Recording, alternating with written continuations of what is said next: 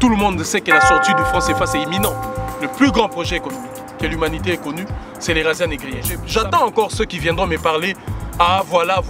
Nous avions toujours une longueur d'avance. Si nous avions pris aujourd'hui l'identité des marrons, quand on parlait des questions du franc CFA, on nous disait que c'est une perte de temps. Quand on a commencé les questions de l'armée française, on nous disait que c'est une perte de temps. Et aujourd'hui, quand on a commencé les questions sur la domination, à un moment où je suis en train de parler, tous les dirigeants africains, sans exception, la fermeture immédiate et inconditionnelle de toutes les représentations diplomatiques de la Libye sur toute la surface de notre mère patrie l'Afrique. Je l'ai dit aujourd'hui et que tout le monde entende, tous les mots du vocabulaire français ne serviront à rien à l'Afrique. Il n'y a que 3 mots. Et j'appelle la jeunesse africaine de partout, avant-gardiste, de pouvoir aujourd'hui donner les mots d'ordre pour rendre inopérantes, j'ai dit bien inopérantes, toutes les entreprises libyennes. Le terrorisme n'opère pas dans les maisons des chefs d'État africains. Comment est-ce que l'armée française doit être à géométrie variable si elle est là? Bobisso Média vous présente son émission Son de cloche. Une émission socio-culturelle et politique. Échangez, écoutez des opinions de personnes diverses, connues ou non connues, sur la culture, le social, la politique et autres. Son de cloche, la parole à tous. Bonjour et bonsoir. Nous vous proposons aujourd'hui l'interview exclusive que nous a accordée Mwazoulou Diabanza, le porte-parole du MUDC, les Marrons unis, dignes et courageux. Toujours aussi pertinent et profond quand il s'agit du continent mer et la géopolitique planétaire, comme vous pouvez le constater, par soleil. Monsieur Diabanza, bonjour. Bonjour. Vous êtes de nouveau papa. Comment ça se passe? C'est un heureux événement, mais à la fois une nouvelle responsabilité, et d'autant plus que c'est disons, une véritable guerrière. C'est des Nzinga dont il s'agit. Aujourd'hui, elle me met dans une obligation de la vaillance et de la victoire absolue dans tout ce que nous menons comme combat. Ça se passe, on attend le rétablissement progressif de sa maman, bien heureuse, donc petit à petit, ça va. Bon, monsieur Diabanza, vous êtes, je dirais, un des leaders de ceux qui combattent contre le franc CFA ici en Occident. L'imprimerie du franc CFA va être délocalisée en Afrique. Il y a eu un appel d'offres qui est lancé dans ce sens. Est-ce une avancée dans votre combat ou c'est juste de l'enfumage? Je pense que quand nous menons une lutte de manière générale, tout ce qui est, disons, un résultat qui peut entraîner une forme d'avancée ou, disons, de manière claire, une ouverture est à prendre. C'est à prendre. Ce n'est pas l'objectif visé de notre combat, ni de la mobilisation même qui a été opérée autrefois à Clermont-Ferrand, mais c'est déjà une ouverture qui voudrait dire quoi? La voix a été entendue, du fait que la ville de Clermont-Ferrand a été paralysée pendant 4 heures. Et que pour la première fois, les habitants paisibles de Clermont-Ferrand ont découvert la question monétaire du franc CFA. D'ailleurs, beaucoup ne savaient pas si ce n'est les bourgeois imprégnés ou impliqués dans cette mafia. Ça, c'était le 30 octobre. C'était le 31 octobre 2016. 2015. 2015, oui. Le 31 octobre 2015. D'ailleurs, la date du 31 octobre, c'était parce que nous nous sommes focalisés le 31 octobre. Parce que, rappelez-vous, le 31 octobre, c'était la large victoire de Laurent Gbagbo au premier tour de l'élection présidentielle en Côte d'Ivoire. Donc la voix du peuple ivoirien, la voix souveraine du peuple ivoirien a été bafouée après le deuxième tour où il y a eu ces troupouillages que tout le monde sait. Donc on a voulu justement par cette manifestation d'abord rappeler ce qu'a été l'une des politiques phares du président Laurent Gbagbo et ce qui d'ailleurs a précipité son départ par rapport à cette question monétaire du franc CFA dans cette servitude dans laquelle on a placé l'Afrique. Donc pour en revenir à ce qu'en était votre question, je pense que pour nous c'est une ouverture. C'est une ouverture qui fait que quoi? Nous avions dit dans notre pensée politique, le Nzinga, qui à la fois est l'association du nationalisme, de l'humanisme et du socialisme africain, veut dans sa branche du nationalisme africain que la richesse africaine ou les richesses africaines reviennent aux Africains. L'imprimerie d'une monnaie africaine doit revenir aux Africains parce que c'est quoi? C'est les emplois. Parce que c'est quoi? C'est l'exercice véritable de notre souveraineté. Parce que c'est quoi? C'est le contrôle de tout ce qui sera la planche à billets et consorts. Donc pour nous, c'est une ouverture, je dirais. Mais il s'agit quand même d'imprimer le même franc CFA que vous êtes en train de combattre. Ce qu'il faut retenir dans ça, c'est d'abord quoi? C'est qu'une imprimerie pour imprimer la monnaie sera en Afrique. Ça fait que les pays africains n'ont plus à payer des taxes ici en France parce que dites-vous qu'il y a des taxes d'abord de fabrication parce que du moment où la Banque de France fabrique, il y a des taxes qui vont dans ce sens. Au-delà de ça, il y a des taxes douanières parce qu'il faut après rapatrier toute la masse monétaire qui est fabriquée. Cette masse monétaire qui est fabriquée à Clermont-Ferrand doit être rapatriée là-bas. Et tout le coût du transport, aérien, tout le coût du transport s'il s'agit du transport maritime, tout le coût des dédouanements qui doit impliquer les gouvernements pour pouvoir dédouaner sa propre monnaie. Voilà, nous avons, avec cette démarche, on peut arriver aujourd'hui à éponger ces genres de questions. Je pense que c'est une avancée déjà, c'est une avancée pour nous de remettre d'abord l'imprimerie dans la maison. Et après, tout le monde sait que la sortie du franc CFA, c'est imminent. Nous allons d'ici la sortir du franc CFA, c'est imminent. Donc, il ne faudrait pas qu'on sorte du franc CFA et que demain, qu'on aille fabriquer la nouvelle monnaie africaine encore en France. Donc il serait mieux que l'imprimerie revienne à la maison quand on fabriquera la nouvelle monnaie, qu'on la fabrique à la maison. L'Afrique est majeure et capable au jour d'aujourd'hui de décider de son avenir. Mais aujourd'hui, nous sommes devenus majeurs. Nous sommes décidés à ce que le problème africain soit résolu par les Africains. Donc nous sommes décidés désormais à nous prendre en main. Le sommet de Kigali et de Addis Abeba était un tournant. Nous étions financés en grande partie par l'Union européenne. Nous avons décidé désormais d'être autonomes financièrement et de nous financer nous-mêmes parce que l'indépendance commence d'abord par l'indépendance financière. Cela vous inspire quoi? D'abord, je pense qu'à la fois c'est un sentiment d'amertume et de regret. D'amertume et de regret aujourd'hui, après tant de décennies d'indépendance, que les dirigeants africains n'avaient toujours pas compris leur rôle en tant que dirigeants, qui consistait à porter les aspirations profondes de notre peuple. Et ces aspirations profondes qui autrement a été intelligemment et dignement portées par leurs prédécesseurs. Mais c'est aussi un sentiment aujourd'hui d'amertume parce qu'il a fallu que les marrons arrivent pour que nous puissions taper fort, pour que les lignes puissent bouger dans l'ensemble des questions des politiques et d'économie en Afrique. Alpha Condé, sa ligne, bien évidemment, si vous vous rappelez de notre confrontation avec tous les chefs d'état-major. Je dis bien tous les chefs d'état-major des armées terrestres réunis ici à Paris lors des salons de l'armement. Au cours de cet entretien ou de cette confrontation, nous avions essayé de poser sur la table les aspirations profondes de notre peuple. Et la plupart des chefs d'état-major, vous avez vu, ont été humiliés. Le chef d'état-major du Gabon n'a même pas été capable de répondre. Il a fallu que... Selon vous, j'aimerais savoir, selon vous, la phrase qui dit « la lutte contre le terrorisme » a-t-elle une légitimité politique, juridique, morale ou quel type de légitimité? Ma deuxième question, celle de poser à l'état-major français. S'il arrivait, ce qui d'ailleurs peut être le cas comme cela le fut le cas en 1960, s'il arrivait que le peuple africain s'élevait contre la présence de vos armées, c'est-à-dire exiger la fermeture des bases militaires françaises et de ses alliés et le départ de notre mère patrie d'Afrique.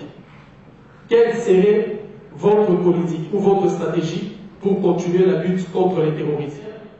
Ma troisième et dernière question, je vais la poser aux chefs d'état-major africains, la plupart qui sont ici. Si quelqu'un peut nous répondre, comment se fait-il qu'après 60 années d'indépendance, l'Afrique n'est toujours pas capable de prendre en mesure sa politique de défense et de sécurité? Je ne répondrai peut-être pas aux différentes questions qui ont été posées, mais permettez-moi quelques commentaires. D'abord, je vais commencer par la toute dernière question. Alors,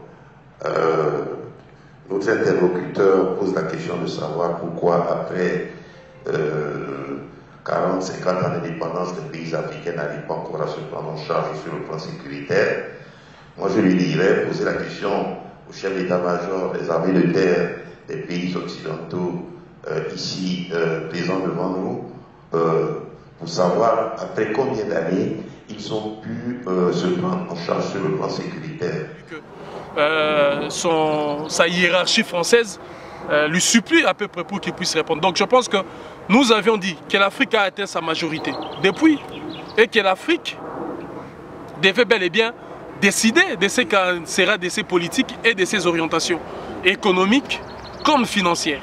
Mais aujourd'hui, après avoir tapé encore, lorsque je demande 96 heures des présidences intérimaires de l'Afrique pour pouvoir décider là où ils ne seront pas capables de décider, je pense qu'on a, à travers ces doubles actions et cette prise de position qui a été une prise de position complètement, je dirais,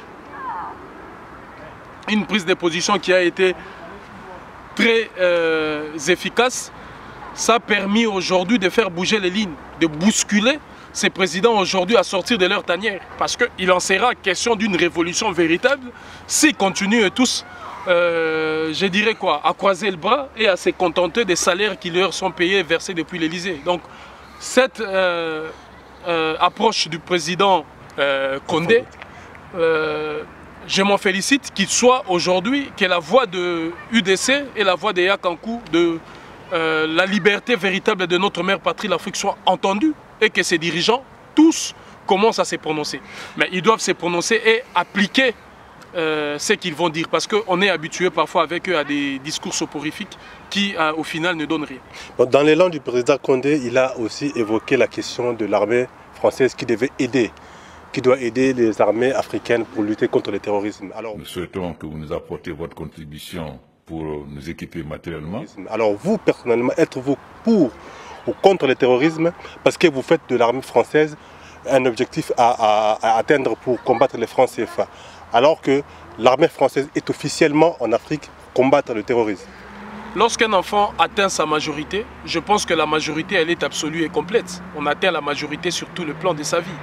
Si l'Afrique a atteint sa majorité, cette majorité d'ailleurs, le leitmotiv de notre démarche pour demander à l'Afrique de prendre en conséquence sa majorité, c'est justement pour pouvoir prendre en l'occurrence aussi, devenir maître de sa politique sécuritaire et d'en être les leadership, d'en être les leaders, de définir ses orientations sécuritaires.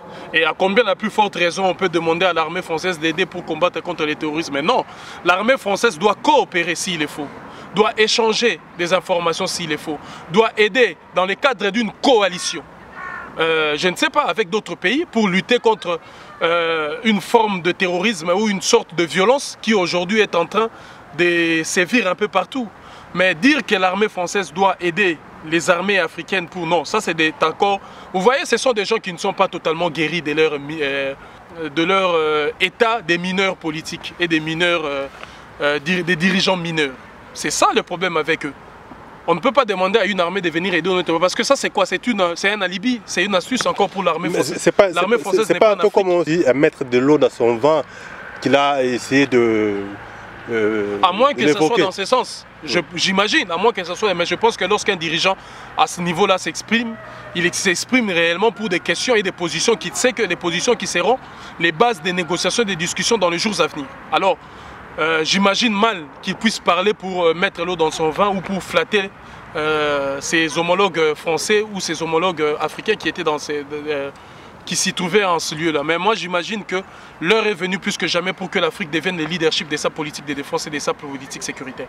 Et la présence de l'armée française en Afrique, c'est un problème majeur. Un problème d'abord de dignité. C'est un problème majeur sur le plan de la sécurité. C'est un problème majeur sur le plan de l'économie. Parce que cette présence... elle est là pour combattre le terrorisme, pas pour autre chose. Non, l'armée française n'est pas là pour combattre le terrorisme.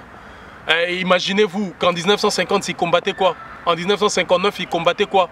En 1960, ils combattaient quoi?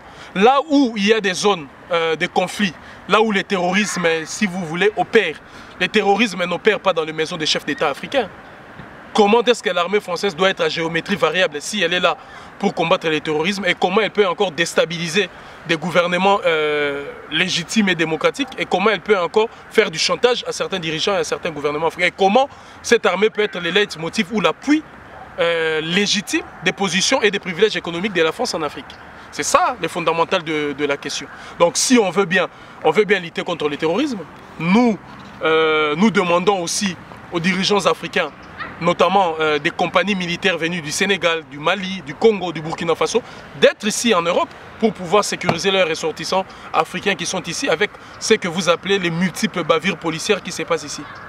Alors on va lutter tous contre la violence étatique, contre la barbarie et la violence de la police. Aux États-Unis d'Amérique, il faudrait que les dirigeants africains puissent détacher des compagnies militaires pour protéger les citoyens, les ressortissants africains ou d'origine africaine qui sont là-bas, qui ne sont pas protégés par des polices et des gendarmeries de ces pays. Donc on peut lutter contre le terrorisme, ils luttent contre le terrorisme dans plusieurs pays. Pourquoi ils ne sont pas en Chine? Parce que là-bas aussi on lutte contre le terrorisme. Pourquoi ne sont-ils pas en Russie? Pourquoi ne sont-ils pas en Corée? En Corée du Nord, c'est-à-dire qu'on peut bien les bien lutter. Nous sommes tous aujourd'hui mobilisés, nous, pour combattre toute forme de terrorisme. Ce que l'armée française fait en Afrique, c'est aussi des actes qui peuvent être assimilés, si j'ose dire, à ces comportements terroristes. Toute armée a pour vocation, si j'ose dire, de rester chez elle, de défendre ses territoires, de protéger sa population et de sécuriser ses institutions. Mais on n'arrive pas à comprendre pourquoi l'armée française a bel et bien choisi d'élire domicile dans notre mère patrie l'Afrique pour terroriser les populations. Lorsqu'on tire sur des femmes et des enfants non armés, lorsqu'on tire sur des enfants au Mali, lorsqu'on tire délibérément sur des populations civiles qui se mobilisent derrière des gouvernements illégitimes. Je pense que toutes ces questions sont des questions qui relèvent aussi du terrorisme. Elle a été investie par les États-Unis du rôle de gendarme sur le continent noir.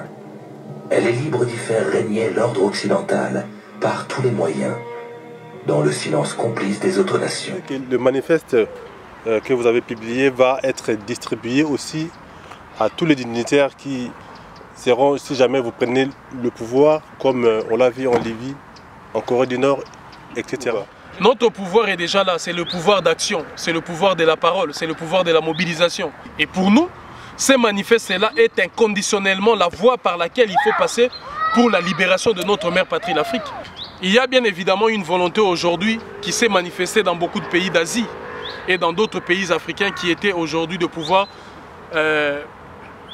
présenter sa pensée, comme l'a fait le président Mao, comme l'a fait le président Hugo Chavez, comme l'a fait aussi le président Evo Morales, c'est de pouvoir présenter sa pensée politique derrière un document qui peut être le document fondateur de l'acte, je dirais le document fondateur de ce qu'en sera votre philosophie politique et la boussole, si j'ose dire, de vos actions. Et c'est dans cet état d'esprit-là que nous avions voulu établir ces manifestes, parce que le manifeste résume en soi la pensée de l'UDC, de Yakankou. Ça résume en soi aussi l'ensemble de ce que nous avions mené jusque-là comme mobilisation et posé comme acte ou action. Parce que vous savez qu'il y a beaucoup de gens qui n'ont pas peut-être compris et qui ne comprendront pas. Alors il fallait un support.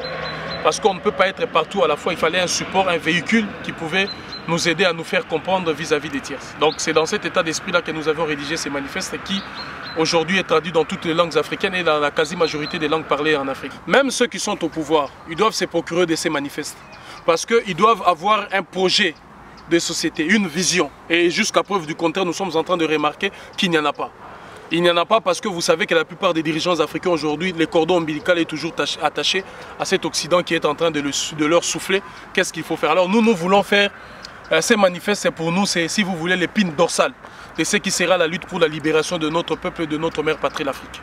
Et il s'est fait que, en ce moment, je suis en train de vous parler, c'est un manifeste qui a été déjà acheminé dans la plupart des hauts dirigeants de beaucoup de pays. Donc vous remarquerez d'ici quelques temps que certains vont prendre l'approche de certaines choses que nous sommes en train d'évoquer jusque-là, parce qu'il faut baliser le chemin, parce que s'il arrivait un jour que nous serons appelés à prendre les responsabilités institutionnelles en Afrique, il faudrait qu'on applique ça, parce que c'est ça le véritable projet de notre siècle. C'est ça le véritable projet depuis des siècles passés, depuis la libération conduite par nos ancêtres marrons, lorsque nous avions voulu mettre fin à la servitude et à l'esclavage. Donc c'est ces projets-là que nous sommes en train de conduire pour les siècles aussi à venir. Pour finir, comment expliquez-vous justement qu'en ce 21e siècle, que l'esclavage, la commercialisation de l'être humain se produise encore? L'Organisation mondiale pour l'immigration dénonce l'existence de marchés aux esclaves en Libye et notamment dans le sud-ouest du pays. Des migrants subsahariens rescapés témoignent que ces marchés aux esclaves sont tenus par des Libyens avec l'aide de ressortissants ghanéens et nigérians. Le chef de mission pour la Libye de l'Organisation mondiale pour les migrations explique que les marchés se tiennent à ciel ouvert et qu'on peut y acheter des esclaves pour quelques centaines d'euros. De femmes vendues comme esclaves sexuels. Qu'est-ce qu'on peut comprendre dans ça? Il y a une volonté implacable de l'homme aujourd'hui, de manière générale, de dominer sur l'autre. Il y a une volonté aujourd'hui implacable qui a fait naître dans l'homme l'appât du gain et la course effrénée à l'argent. Même pas à la richesse, mais la course effrénée à l'argent. Vous savez que depuis les années 1400, le plus grand projet économique que l'humanité ait connu, c'est les razzias négrières. Ça a permis à l'Occident de s'enrichir et à l'Orient, aux pays arabes, de s'enrichir de manière vertigineuse. Ces projets-là, parce que nos ancêtres ont travaillé gratuitement, nos ancêtres ont travaillé et ont construit des économies sans pour autant que nous puissions en bénéficier. Et aujourd'hui, il y a une tradition, comme je vous expliquais, cette tradition qui veut que il faut empêcher la marche de l'homme noir vers l'avant. Ça, c'est une réalité. Ce n'est pas une évidence de défendre la race noire ou d'être pro-black ou quoi que ce soit. Je pense que c'est une évidence. Et cette évidence, nous la remarquons dans l'ensemble des mécanismes mis en place dans des coopérations entre nous et les autres. Aujourd'hui, on cite le cas de la Libye. D'ailleurs, je suis en train de me préparer et j'attends encore ceux qui viendront me parler. Ah, voilà.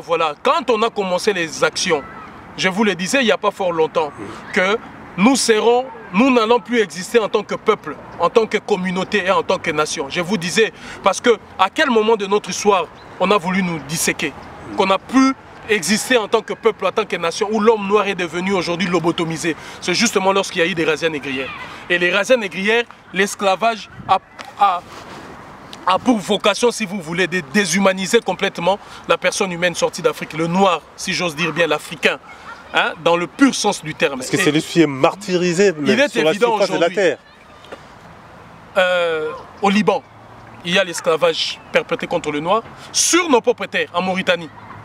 Et aujourd'hui, la Libye, le Maroc et partout j'en passe, nous sommes sous un régime d'esclavage. Alors, vous avez vu, nous avions toujours une longueur d'avance. Si nous avions pris aujourd'hui l'identité des marrons, quand on parlait des questions du franc CFA, on nous disait que c'est une perte de temps.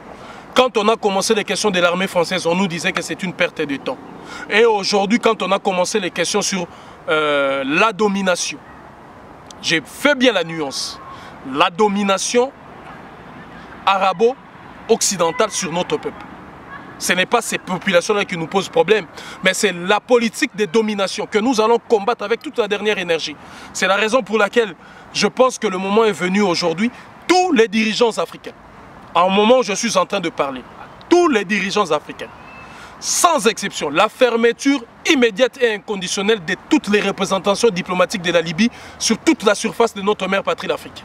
Partout où il y a des centres, je ne sais pas, culturels libyens, des représentations diplomatiques doivent fermer. Et j'appelle la jeunesse africaine de partout, avant-gardiste, de pouvoir aujourd'hui donner les mots d'ordre pour rendre inopérantes, j'ai dit bien inopérantes, toutes les entreprises libyennes, inopérantes, toutes les diplomaties libyennes partout en Afrique. Parce que nous ne pouvons accepter une insulte et une humiliation pareille. Et l'UDC, comme vous le savez, les Yankankou, nous sommes en train de nous préparer pour frapper cette fois-ci. Et je pense que cette fois-ci, la frappe de cette fois-ci dépassera l'attendement humain. Parce que cette lutte que nous menons pour la libération de notre mère patrie, l'Afrique, ne souffrira d'aucune faiblesse, d'aucune lâcheté ou d'aucun compromis. Hein, comme je suis en train de voir des plaisantins en train de jouer sur des sujets aussi essentiels comme celui du franc CFA ou celui de l'armée française.